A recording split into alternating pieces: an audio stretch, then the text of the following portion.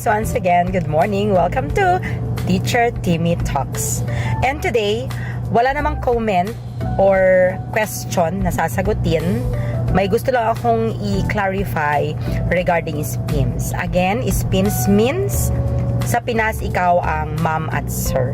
Yan po isang programa ng gobyerno sa Pilipinas para sa mga returning OFWs na teachers by profession, mga licensed professional teachers para makapasok sa Department of Education or sa mga public schools sa Pilipinas. Ayan, ang hirap po kasi mag-apply sa gobyerno, any agency sa gobyerno, at mahirap mag-apply sa DepEd kung ikaw ay isang guro.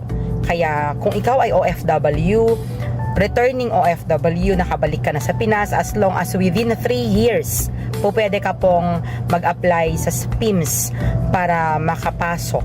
Ayan. So, I can just put the link below sa description box. Ayan po, paki-check. Please check and read the description box of this video para masundan ninyo kung paano po mag-apply. Nandyan po yung link. At sa link na yan, nandyan na po mga requirements, mga proseso, kung ano pong gagawin para po makapasok sa SPIMS. Sa Pinas, ikaw ang ma'am at sir.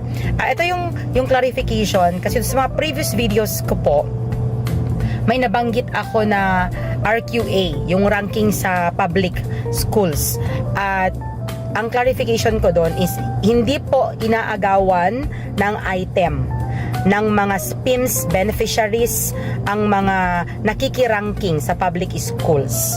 Kasi po may sariling item na nakikreate ng DepEd Central pag SPIMS beneficiary. So as I said po, hindi po inaagawan ng mga SPIMS beneficiaries ng item yung mga nakikiranking ng mga local applicants. So sa mga ma'am at sir po na nasa Pilipinas na nag-a-apply sa Department of Education or sa mga public schools na nakikiranking po nung regular na ranking, for your information, hindi po inaagawan ng mga SPIMS beneficiaries ng item yung mga applicants. Kasi po, si DepEd Central po ang nag-create ng bagong item para po sa mga SPIMS beneficiaries. Yan po ha, malinaw po.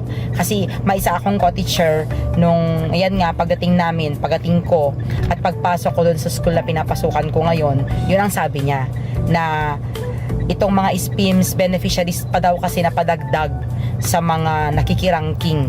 Samantalang kami daw ng mga taga-SPIMS ay on a silver platter, ready ang item. Kumbaga, na nag-aantay sa amin. Sila daw hirap na hirap makiranking. So, mali po yun ha, mali po. Yun lang po. Maraming salamat. Follow for more.